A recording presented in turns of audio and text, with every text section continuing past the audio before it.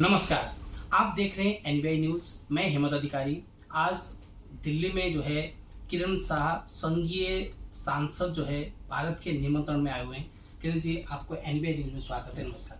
धन्यवाद आपको भी। लेकिन वास्तव में भारत में इस बार जो आगमन हुआ आपका, किस विषय में हुआ, दो हम हमारे दर्शकों को बताएं। ये सबसे पहले कि भारत के तैलिक साहू समाज द्वारा आयोजित कार्यक्रम है। उस कार्यक्रम में नेपाल के सांसद और विधायक और भारत के नेपाल और सांसद और विधायक सभी लोग का सम्मान कार्यक्रम रखा गया है। उसमें उनको नेपाल से निमंत्रण किए हुए हैं, भारत से नेपाल में निमंत्रण किए हुए हैं और उसी निमंत्रण के तहत कल 2 अगस्त को सम्मान कार्यक्रम है कॉन्स्टिट्यूशन क्लब में, और वहाँ पर सम्मान कार्यक्रम है। उसमें हम लोगों को निमंत्रण दिया, हम लोग निमंत्रण स्वीकार करके आए हैं और बहुत खुशी लगा ये कि कम से कम यहाँ के तैलिक साहू समाजों ने नेपाल के भी तैलिक साहू समाजों को समेटा और नेपाल और भारत के बीच बहुत पुरानी गहरा संबंध था और है और रहने वाला है। बिल्कुल, नेपाल और भारत का मैत्रिता तो चलता रहता है, बोलते रहते हैं हर साल, हर पॉइंट में, हर जब भी सरकार बनती है या पब्लिक दो देश के बीच की जो है मित्रता प्रगाढ़ चलता है। लेकिन कहीं ना कहीं कभी कभी एक खटासपन भी आता है। तो आपको दो देश बीच में आपको कैसा लगता है? दो देश के जनता के बीच तो मधुर संबंध है।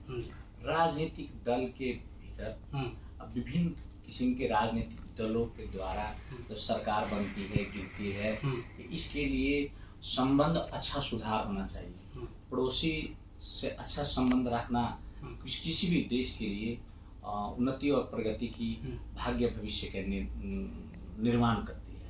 पड़ोसी के साथ अच्छा संबंध न रहने पर कहीं न कहीं समस्या होते रहता है। फिर भी अभी फिलहाल में आप जो देख रहे हैं नेपाल और भारत के बीच का जो संबंध जो बिखरा हुआ है, वह संबंध अच्छा हो, सुदृढ़ हो, यह मेरा चाहना है और शुभकामना भी है। नेपाल और भारत के बीच संबंध अच्छा रहने से नेपाल और भारत का उन्नति होगा, प्रगति होगा। नेपाल वैसे भी विश्व में एक छोटा राष्ट्र होते हुए भी अपना एक नेपाल छोटा नहीं कह सकते, दुनिया में 40वां नंबर पे है। हम भारत और चाइना के मुकाबले में छोटा ही कह सकते हैं। तो ये दो बड़ा देश के बीच में छोटा तो है और फिर भी एक अपना पहचान बनाया और विश्व में एक अभी भी कहा जाता है कौन ऐसा देश है जो कभी गुलाम नहीं हुआ। और नेपाल के एक छोटा देश होते हुए भी एक अपना पहचान बना कर रखा हुआ है। अभी तक ठीक ही जा रहा है और अभी देखा जाए तो विश्व में ही अर्थतंत्र की स्थिति खराब है, जिसके जरिए नेपाल में भी कुछ समस्या है। लेकिन उसको सुदृढ़ करने के लिए मौद्रिक नीति के तहत अभी के फिलहाल सरकारों ने अभी शेयर मार्केट का लेवल भी ऊंचा उठाया गया है। वो जो तो आप लोग हम लोग सब सामाजिक संजाल के मार्फत देख रहे हैं और शेयर में भारी ग्रोथ हुआ है, वृद्धि हुआ है। तो आप लोग हम लोग सब देख रहे हैं। अभी दो दल बीच में, जिस बड़े दल जो है पक्ष और विपक्ष दोनों मिलकर सरकार बना रहे हैं, छोटे दल साइड हो गए हैं। क्या लगता है कि अभी आपके प्रधानमंत्री केपी शर्मा ओली ने बोला है कि मैं दो साल से पहले ही मैं रिजाइन दे दूंगा, क्या लगता है वो रिजाइन देंगे? एकदम ये तो लोग का एक भद्र सहमति हुआ है। सहमति 7 बुधे में सहमति हुआ है, जिसमें देश को और अग्र पंक्ति में लाने के लिए, देश को समृद्धि और सुशासन के प्रति प्रतिबद्ध रखने के लिए और कुछ जो कानून बनाते समय, संविधान बनाते समय कुछ त्रुटि हुआ है, उस चीज को सुधार करके देश को अर्थतंत्र से मजबूत लाने के लिए और देश के भीतर बहुत बड़ा करप्शन, भ्रष्टाचार बढ़ गया है, उस भ्रष्टाचार को अंत करने के लिए इस सब मुद्दे पर कहीं न कहीं बड़े दो पार्टी का जो गठबंधन हुआ है देश और राष्ट्र के लिए बहुत अच्छा है। या भद्र सहमति होकर यह सरकार 3.5 वर्ष चली तो नेपाल का भविष्य उज्जवल है। अगर यही कल के जैसा खींचातानी हो तो कहीं न कहीं देश के लिए बहुत बड़ा दुखद घटना होगा। कैसे मैं कहना चाहता हूँ, जैसे अब छोटे छोटे दल मिलकर तो चला ही रहा था, उसमें भी तो सरकार चल ही रहा था, फिर भी कोई स्ट्रॉन्ग नीति लेने के लिए समस्या हो रहा था। आज दोनों बड़ा दल मिलकर जो इतना बड़ा एक गठबंधन लिया, कहीं भी देश में किसी भी विश्व के इतिहास में अभी तक ऐसे जो पार्लियामेंट में बड़े बड़े दल हैं वो मिलकर सरकार आजकल नहीं बनाते हैं। लेकिन नेपाल के इतिहास में संविधान बनाते समय भी नेपाल में बड़े बड़े दलों ने ऐसा समस्या आया जिसमें एक बड़ा दल मिलकर एक लंबा पार्ट तक काम कर संविधान घोषणा कर ही अंत किया। जो आप लोगों ने देखे हुएगा संविधान सभा के दूसरका पार्ट में, 64 में नहीं 70 वाला में, जिसमें दूसरका पार्ट में सफल हुआ, संविधान बनाया गया, जो भी त्रुटि हुआ उस चीज को फिर से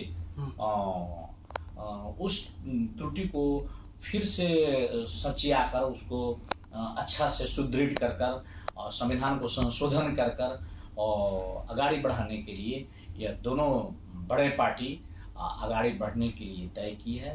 हमको विश्वास है कि केपी ओली जी जो 2-4 रोज पहले जो उन्होंने एक बड़ा संकल्प के साथ अठोट के साथ बोले कि हम हमारे 2 वर्ष के कार्यकाल पहुंचने से पहले 1 हफ्ता पहले रिजाइन दे देंगे। जिन्होंने अभी तक का नेपाल में जितने भी गठबंधन का सहमति होता था तो कहीं न कहीं बंद कोठे में बैठकर सहमति किया जाता था और उसको पत्रकार सम्मेलन कर सुनाया जाता था। लेकिन यह भी एक पहला बार नया इतिहास रचा गया है जिस सहमति को संसद में जो विश्व देख रहा था, नेपाल के संसद में उस सहमति को अभी के फिलहाल प्रधानमंत्री ने 7 सहमतियों को उन्होंने संसद के में ही उन्होंने सार्वजनिक किया। इसलिए मुझे पूरा विश्वास है कि पूरा विश्व देखा हुआ है, साक्षी रहकर जिन्होंने अपने संसद के रोस्टम में से अपने भद्र सहमति लागू करने के लिए एक प्रतिबद्धता जाहिर किए हैं। उनको विश्वास है कि जो उन्होंने एक संकल्प लिए हैं देश को बनाने के लिए, राष्ट्र को आगे बढ़ाने के लिए, उसमें वह दृढ़ रहेंगे और उन जो बोले हुए हैं उसको कार्यान्वयन करेंगे। किरण जी, वास्तव में आप 2 पक्ष और विपक्ष आपस में मिलकर सरकार तो बना रहे हैं, 84 की जब आपकी इलेक्शन होगी उसमें कहीं न कहीं आपको एक फर्क नहीं होगा, क्योंकि जो एक प्रतिपक्ष अपने वोटर के हिसाब से चलते हैं, आपने कांग्रेस को खास दिग्गज नेता को हरा के आप आए, तो आपको क्या लगता है कि 2 दल मिलने से, हालांकि आप कांग्रेस और नेकपा एमआईएल आपस में मिलकर सरकार तो बन रही है, 84 के इलेक्शन में कहीं न कहीं फर्क नहीं पड़ेगा? नहीं, कोई फर्क नहीं पड़ने वाला है। इसमें क्या भद्र सहमति हुआ है कि नेपाल के अंदर 2 बड़े पार्टी एक जगह आने की कारण क्या हुआ कि देश में तमाम विकृति, विसंगति, कुरीति सभी आया, भ्रष्टाचार बढ़ा, सुशासन का जो प्रत्याभूति जनता में होना चाहिए वो चीज नहीं हुआ, व्यवस्था बदला, अवस्था खराब रह गया। इस सारी अवस्था को चेंज करने के लिए, सुधारने के लिए दोनों पार्टी एक जगह आई है और दोनों पार्टी का एक भद्र सहमति हुआ है कि 84 में कोई किस्म का हम लोग गठबंधन नहीं करेंगे। अपने अपने दल का उम्मीदवार 165 निर्वाचन क्षेत्र में हम लोग अपना आगाड़ी बढ़ाएंगे, अपने अपने उम्मीदवार को आगाड़ी बढ़ाएंगे। देश में किसी प्रकार की गठबंधन भी नहीं होगा। सो बात उन्होंने दोनों पार्टी के बड़े लोगों ने, पार्टी के शीर्षस्थ नेताओं ने बैठकर यह निर्णय लिया है। इसलिए इसमें शंका करने की, किंतु परंतु को सोचने की कोई बात नहीं है। फिर भी अगर 84 में गठबंधन भी होता है तो जो जनता में स्थापित लीडर है उनके लिए कोई खास फर्क नहीं पड़ता है। जो जनता में दिन रात काम करता है वो तो जनता के मत को सिरोधार करने वाले हैं। इसलिए इसमें कोई किंतु परंतु सोचने की बात नहीं। आपको लगता है जयशंकर जी जब नेपाल गए थे, संविधान अभी रोकिए, कुछ त्रुटि उसको सुधारिए, आज से जब शुरुआत में कहा था 72 में जब लागू हुआ था, लेकिन आपने 8 साल बाद आपको लगता है कि त्रुटि हुई, आप एक्सेप्ट कर रहे हैं, उसी टाइम सुधारते तो क्या होता? ये तो वास्तव में उस वक्त सुधारता तो संविधान नहीं बन पाती, इसीलिए सुधारने वाला परिस्थिति नहीं था। अच्छा। हाँ, लेकिन सुधार कर बनाता तो और अच्छा होता। संविधान तो जनता और नागरिक के सुरक्षा देने के लिए, जनता के नागरिक के हक हित के लिए बनना चाहिए। अभी तो जो संविधान जब भी ऐसा मौका आएगा, समय आएगा, हुआ नेपाल के नेताओं को, कार्यकर्ता को भरण पालन पोषण करने का एक अखाड़ा भी बन गया, जिसके जरिए आज संविधान संशोधन की बात हो रही है, समानुपातिक की बात हो रही है, प्रत्यक्ष जो चुनाव है उस चुनाव में सीट संख्या घटाने की बात आ रही है, नगर पालिका की संख्या घटाने की बात है। विभिन्न समस्याओं को समाधान करने के लिए जो संविधान को संशोधन करने के लिए चाह रहे हैं, वो तो पहले होता तो और बेहतर, फिर उस वक्त ऐसे किस्म का बखेड़ा होता तो संविधान नहीं बन पाती, क्योंकि नेपाल में पहले बार संविधान सभा चुनाव हुआ तो वो विघटन हो गया, संविधान नहीं बन पाया। दूसरे में सब दलों का एक भद्र सहमति हुआ और सहमति के आधार पर कुछ दल जो असंतुष्ट था, नोट ऑफ डिसीजन लिखा, कुछ दल ने अस्वीकार करते हुए भी बड़े दल मिलकर और संविधान घोषणा किया, जिसका नतीजा आज देश और राष्ट्र भोग रहा है। और आज सबको चेत खुल रहा है कि संविधान संशोधन करना पड़ेगा और संविधान संशोधन करना जरूरी भी है। संविधान संशोधन हो, शुभकामना है, अच्छे और जनता के पक्ष में हो, आम नागरिक के पक्ष में हो, इसके लिए भी मेरा शुभकामना। किरण जी, आपने कहा कि विश्व में एक नाम है नेपाल, जो है अभी तक गुलाम नहीं हुआ, लेकिन स्वतंत्र राष्ट्र के गुलाम जनता कब तक बने? क्योंकि नेपाल एक ऐसा अखाड़ा बन गया है, विश्व को मजदूर सप्लाई करता है। हर जगह हम सुनते हैं, यहाँ पे भारत में भी कई मजदूर आते हैं और खासतौर में मजदूर लेबर की संख्या ज़्यादा है। इनको हम एक अच्छे सक्षम नागरिकता और आत्मनिर्भर या स्वावलंबन या रोजगार स्वदेश में ही मिलने वाला कैसे बनाया जा सकता है? ये बहुत अच्छा और मार्मिक अभी के ताज़ा समस्याएं वही है नेपाल में। नेपाल की आम नागरिक और आम जनता की बोलबाला भी यही है, जो आपने अभी जो प्रश्न जिज्ञासा जो रखे हैं आप, यही प्रश्न है, यही जिज्ञासा है कि वास्तव में नेपाल की जनता का स्वाभिमान और पहचान कहाँ जा रहा है। नेपाल में तो उत्पादन हो रहा है युवा लोग, लेकिन युवा उत्पादन करने का कारखाना बनाया गया और सबको श्रम में बाहर पठाने की काम हो रहा है। और युवा जनशक्ति को, जो पढ़ा लिखा अच्छे लोग हैं, उनका भी बुद्धि विचार को खरीदा जा रहा है, जिसके चलते नेपाल बनने का समस्या, किसी भी देश का बाल बालिका और युवाओं का देश का कर्णधार होता है और देश बनाने और बिगाड़ने की क्षमता वह युवाओं में होती है। जब युवाओं इस देश का मॉडल कहाँ जा रहा है, तो आज नेपाल की सबसे बड़ा दुख भरी कहानी मैं कहना चाहता हूँ कि वास्तव में जो हमारे नेपाल के युवाओं लोग जो दिन प्रतिदिन विदेश पलायन हो रहे हैं, खाड़ी मुल्क में जाने में बाध्य हो रहे हैं, इसके लिए सरकार को अपना निर्भरता कायम करने के लिए देश को देश में ही रोजगारी व्यवस्था करना पड़ेगा, जिसमें जल, जड़ी बूटी, विभिन्न किस्म के नेपाल के जो संपदा सब है, उस सब को संरक्षण कर नेपाल में ही आत्मनिर्भर बनाया जाएगा, तभी यह देश विकसित हो सकता है। इसके लिए हमारे आदरणीय श्रद्धेय नेता के.पी. शर्मा ओली जी अभी प्रधानमंत्री हैं, उन्होंने युवा को रोजगार देने के लिए उन्होंने एक बड़ा संकल्प लिए हैं। उनका एक नारा भी है, सुखी नेपाली समृद्ध नेपाल बनाने, एक नारा भी है। और उसके साथ साथ कि कोई भी आदमी सड़क में न मरे, भूखा न मरे, इस चीज़ का उनका संकल्प है।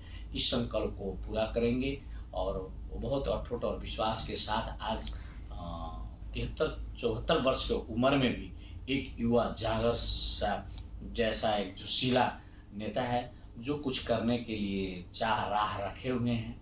उनको विश्वास है कि वो कुछ करेंगे। बिल्कुल, दुनिया में जो है पहले ऐसे व्यक्ति हैं जो 2 किडनी फेरने के बाद भी वो जो है आज एक युवा अवस्था की तरह ही, चाहे वृद्ध अवस्था में हो, लेकिन उनका जोश जो है युवाओं की तरह है। लेकिन वास्तव में जो उन्होंने वादा किया हुआ था, कई बार हम सोशल मीडिया में भी देखते हैं, लोगों से पूछते हैं तो लोगों से बातचीत भी होती है कि असंभव नहीं है जो उन्होंने वादा किया हुआ था कि भाई पानी जहाज चलेंगे या गैस घर घर में जो है पाइप के द्वारा सप्लाई होगा, या बहुत सारी चीज़ें जो उन्होंने अपने वादा किया था, वो इतनी जल्दी तो संभव नहीं है। 8-10 साल लग ही जाता है, इतने 2-4 साल में नहीं हो सकता। लेकिन वो विजन में कार्य बहुत स्लो चल रहा है, उसको फास्ट कैसे किया जाए? उसको फास्ट करने के लिए जब तक देश का अर्थतंत्र सुदृढ़ नहीं होगा, हाँ, जब तक अर्थतंत्र सबल संभव है, लेकिन अर्थ से सब चीज करने के लिए अर्थतंत्र चाहिए, और देश को अर्थतंत्र चलायमान जब तक नहीं होगा तब तक यह गति में ही चलेगा। देश को अर्थतंत्र करने के लिए तो बहुत चाह है, राह है उनको, लेकिन उस सब चीज पूरा परिपूर्ण करने के लिए, पूर्ति करने के लिए देश का अर्थतंत्र चलायमान होना चाहिए, अर्थतंत्र अच्छा होना चाहिए, सबल होना चाहिए, तभी कुछ हो सकता है। इसके लिए अर्थतंत्र चलायमान बनाने के लिए यहाँ के क्या कहते हैं, नेपाल के जो आत्मनिर्भर में केंद्रित करने का जो अभियान चल रहा है, उसमें केंद्रित कर जैसे जल स्रोत से विद्युत उत्पादन कर बिक्री करने वाली बात हो रहा है। नेपाल के अंदर लाखों लाख टन यूरेनियम है, जड़ी है, बुटी है, बहुत तो ऐसा चीज है जिसको अर्थतंत्र में चलायमान बनाया जा सकता है। और वो जो संकल्प लिए हैं, निश्चित रूप से कोई भी आदमी अपने क्षमता से जब ज्यादा को काम करने के लिए जब चाहता है तो उसको मजाक उड़ाता है लोग। अभी भी हम लोगों का बाल बच्चा अगर कह दे कि ये आपका बनाया हुआ घर ये ठीक नहीं है और पढ़ ही रहा है, मैं इससे बहुत अच्छा बनाऊंगा, तो लोग, गांव के लोग कहेगा इसका बाप का घर है 1 करोड़ का, ये 4 करोड़ को बनाने के लिए कर ये पगला गया, इसको पागल बोलता है।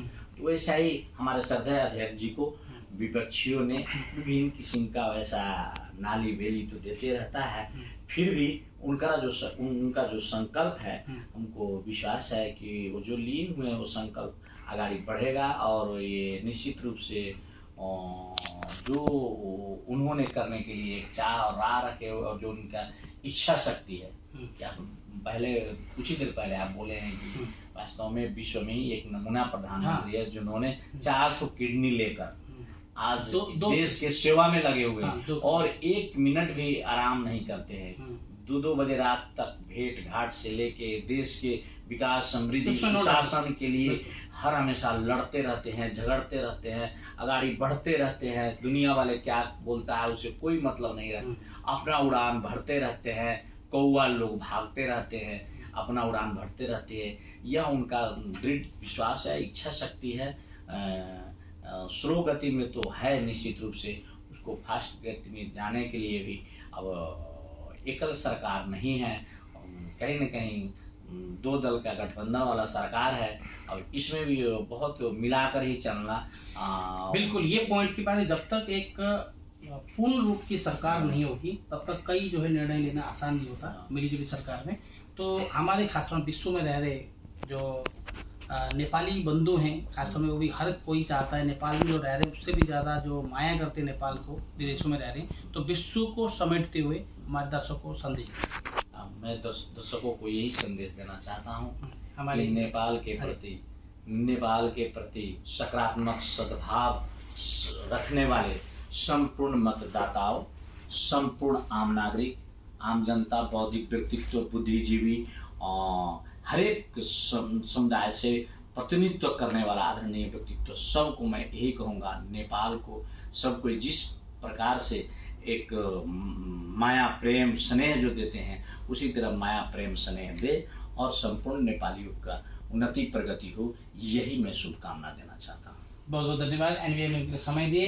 यहाँ थे किरण साहब, प्रत्यक्ष सांसद, नेपाल कम्युनिस्ट एमाले से सांसद हैं, और खासतौर में यहाँ भारत के निमंत्रण में आए हुए थे। तो नई दिल्ली में हमारी आज जो है परिचर्चा में हम चर्चा करें, आगे फिर बुलाने के वादा सहित अभी हम विदा लेते हैं। नमस्कार।